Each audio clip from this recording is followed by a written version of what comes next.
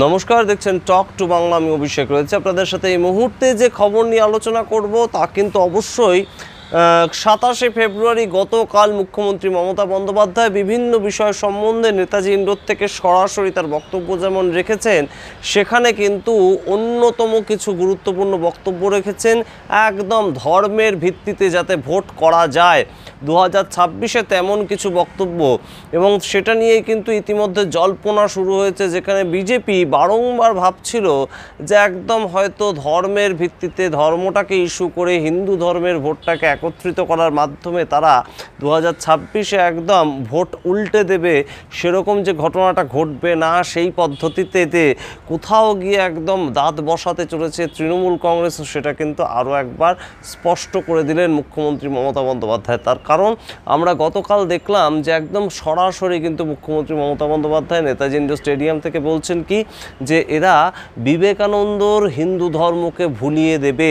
অর্থাৎ হিন্দু ধর্মকে নিয়ে এই যে বক্তব্য, এবং তার সঙ্গে তিনি কখনো বলছেন যে পঞ্চানন বর্মা, যিনি রাজবংশী একজন গুরু, এবং পঞ্চানন বর্মার জন্মদিন ভুলে গেলে হবে, অথচ আপনারা রাজবংশী ভোট চাইবেন। তার কারণ কয়েকদিন আগে সংখ্যালঘু সম্প্রদায়ের একটি অনুষ্ঠানের দৌলতে দুদিন ছুটি দিয়েছে রাজ্য সরকার, তেমন একটা কথা বলেছিলেন কিন্তু শুভেন্দু অধিকারী। কিন্তু সেটা যে আসল ঘটনা নয়।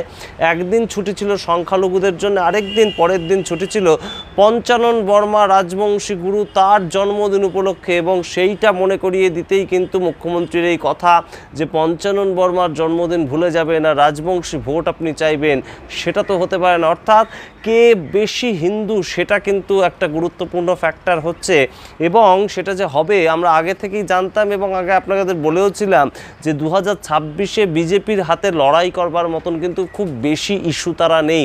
এবং ইস্যু ভিত্তিক যে ভোট এবং সরকারকে সমালোচনা করে যে ভোট করা, যেটা দিল্লির ক্ষেত্রে বিজেপি সরকার করল, সেটা কিন্তু বাংলার ক্ষেত্রে বিজেপি দল চেষ্টাই করছে না। এবং চেষ্টা করলেও বিভিন্ন ইস্যু কিন্তু গত 5 বছরে এসেছে, বকটুই কাণ্ড থেকে শুরু করে আরজিকর কাণ্ড, কিংবা বড় বড় যে ঘটনাগুলো ঘটে গিয়েছে, প্রত্যেকটি ইস্যুকেই কিন্তু একদম গ্র্যাব করে সেটা নিয়ে এগিয়ে যেতে, একদম মানুষের মধ্যে ঢুকে পড়তে কিন্তু বিজেপিকে তেমনভাবে দেখা যায়নি। যেটা কিন্তু অনেকটা আরজিকর আন্দোলনের সময় আমরা দেখেছি যে বামপন্থীদের একদম পতাকা ছাড়া কিন্তু এই আন্দোলনটাকে পরিচালনা করার ক্ষেত্রে তারা অনেকটা সমর্থ হয়েছে।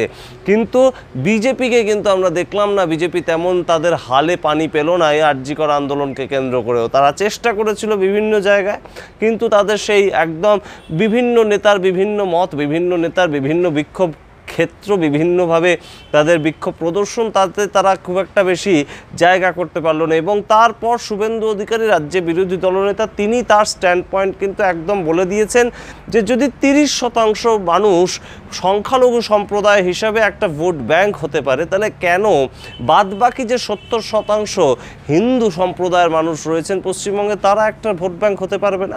এই যে ন্যারেটিভ তিনি তৈরি করতে চাইছেন, প্রত্যেকটি জনসভা, প্রত্যেকটি ক্ষেত্র থেকে একই বক্তব্য রাখছেন যে দরকার নেই 30%, দরকার নেই সংখ্যালঘু ভোট, আমাদের দরকার শুধু আর 3 থেকে 4% ভোট, যেটা কিন্তু উল্টে গেলেই কিন্তু আমাদের এই যে 7%-এর ব্যবধান, অর্থাৎ বিজেপি গত 2024 সাল কিংবা 2021 সালের যে নির্বাচন, সেইখানে 39% ভোটের কাছাকাছি পেয়েছে। এবং সেই জায়গায় তৃণমূল কংগ্রেস শাসক দল হিসেবে তারা 46% ভোট পেয়েছে। অর্থাৎ 3 থেকে 4% ভোট যদি এদিক থেকে ওদিকে চলে আসে, তাহলে কিন্তু একদম সরকার বদলে যেতে পারে। এবং সেই যে 4%-এর একটা পার্সেন্টেজ, সেটাকে যদি কোনোভাবে হিন্দু ভোটকে একত্রিত করার মাধ্যমে বিজেপি একত্রিত করতে পারে, তাহলেই তারা কিন্তু একদম সরকারে আসছে বলে প্রমাণিত। এবং সেই চেষ্টাটাই করছেন মরিয়া হয়ে শুভেন্দু অধিকারী। কিন্তু করলেও সেখানে কি কোনোভাবে দাঁত বসাবেন না মুখ্যমন্ত্রী মমতা বন্দ্যোপাধ্যায়? তিনি যে পোড় খাওয়া রাজনীতিবিদ, তিনি জানেন কখন কোন চালটা দিতে হয়। এবং সেই অনুযায়ী কয়েকদিন আগে আমরা দেখেছিলাম বিধানসভাতে একদম নিজে দাঁড়িয়ে থেকে তিনি বলছেন তিনিও হিন্দু হিসেবে গর্বিত, তিনি ব্রাহ্মণ সন্তান।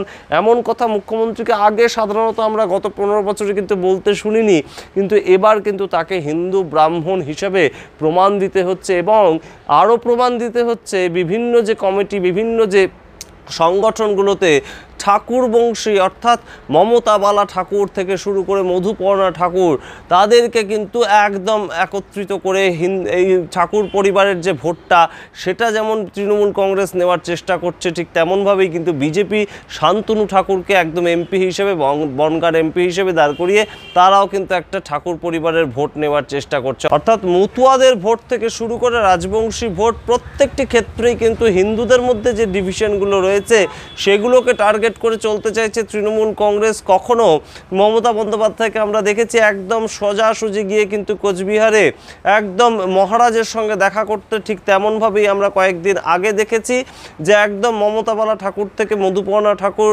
তাদের যে মতুয়া ভোটটাকে একত্রিত করতে একটি বাই ইলেকশনে মধুপর্ণা ঠাকুরের মতন একজন আনকোড়া একজন মহিলাকে কিন্তু একদম এমএলএ হিসেবে দাঁড় করিয়ে দেওয়া হলো এবং তিনি জিতলেন উপনির্বাচনে। সুতরাং সামগ্রিকভাবে প্রত্যেকটি জায়গাকে কেন্দ্রীভূত করা এবং হিন্দু ভোটের যে বিভিন্ন কাস্ট সিস্টেম বা বিভিন্ন সম্প্রদায়গুলো রয়েছে তাদের দিকে নজর দেওয়া, সেটা কিন্তু অবশ্যই করছেন মুখ্যমন্ত্রী মমতা বন্দ্যোপাধ্যায়। আমরা দেখেছিলাম যে হিন্দু ধর্মটাকে একত্রিত করার লড়াই যেমন চলছে, ঠিক তেমনভাবেই কিন্তু সংখ্যালঘু সম্প্রদায় সেটা নিয়েও কিন্তু বারংবার মুখ খুলেছেন মুখ্যমন্ত্রী মমতা বন্দ্যোপাধ্যায় যে এরা কোথায় যাবে, এরা কি তাহলে বাঁচবে না, এরা কি পশ্চিমবঙ্গে থাকবে না, এই যে কথাগুলো তিনি বলেন সেগুলো কিন্তু অবশ্যই সংখ্যালঘু সম্প্রদায়কে একদম তুষ্ট করার মতন একটা রাজনীতি। এবং পশ্চিমবঙ্গে যত শাসক এসেছে কখনোই কিন্তু তারা না এই ধরনের কোনো সংখ্যালঘু সম্প্রদায়কে চটাতে চেয়েছে, না তারা কোনোভাবেই এরকম ঘটনা ঘটিয়েছে যে তাদের মধ্যে কোনো দলের মধ্যে কোনো সংখ্যালঘু নেতা নেই,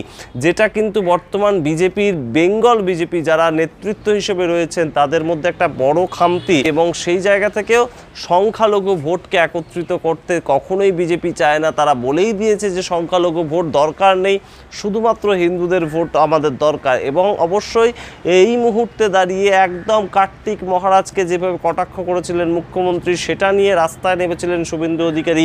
তার পরবর্তীতে আমরা দেখেছি কার্তিক মহারাজ পদ্মশ্রী অ্যাওয়ার্ড পেলেন, সমস্তটাই কাকতালীয় নাকি আমরা জানি না, কিন্তু এই যে ঘটনাগুলো ঘটলো পর সেই ক্ষেত্রে কিন্তু হিন্দু বাঁচাও লড়াই, তার পরিপ্রেক্ষিতে এই 2026-এর যে নির্বাচন হবে, দুর্নীতি নয়, বেকারত্ব নয় এবং অন্যান্য যে প্রসঙ্গগুলো থাকছে নারী সুরক্ষা থেকে শুরু করে বিভিন্ন, তা কিন্তু প্রসঙ্গ হবে না ভোট দেওয়ার ক্ষেত্রে। একমাত্র আপনি কোন ধর্ম থেকে বিলং করেন, ভোট দেওয়ার ক্ষেত্রে আপনার ধর্মকে রক্ষা করতে পারে কে, সেটাই হয়তো পশ্চিমবঙ্গের 2026-এর ভোট নির্বাচনের ক্ষেত্রে ভাবতে চলেছে দুটো যুযুধান দুই একদম যে শিবির তারা।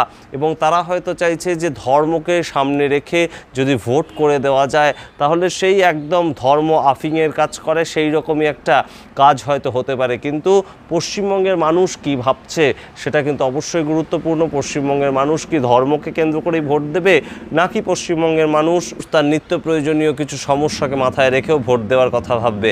আপনারা কি মনে করছেন কাদেরকে ভোট দেবেন, আপনারা কিভাবে ভোট দেবেন, আপনারা সমস্তটাই কমেন্ট বক্সে কমেন্ট করে জানান। আপনারা কি ভাবছেন সমস্তটাই আমাদের জানা গুরুত্বপূর্ণ এবং অবশ্যই ভুলবেন না টক টু বাংলা ইউটিউব চ্যানেলটিকে সাবস্ক্রাইব করতে। ধন্যবাদ।